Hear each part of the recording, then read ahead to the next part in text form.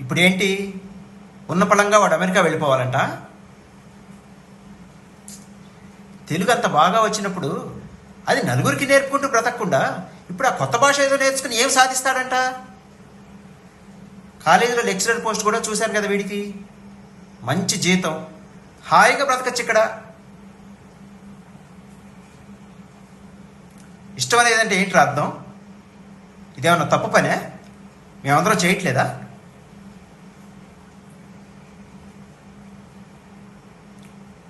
నేర్పేవాడు ఉంటే నేర్చుకునేవాడు ఎలాగైనా నేర్చుకుంటాడు.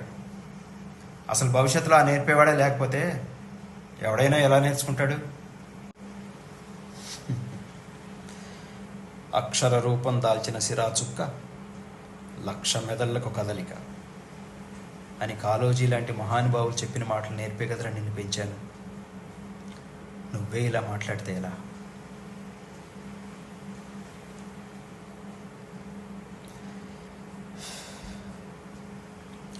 సొంత భాష ఎందుకు నేర్చుకోవాలంటున్నా? ఇంకేం చెప్తానరా నీకు? చివరిగా నీకు తెలిసిన కవిత ఇంకొకసారి గుర్తు చేస్తాను. ఇంకా నీకు వెళ్ళిపోవాలనిపిస్తే నిన్ను నేను ఆపను.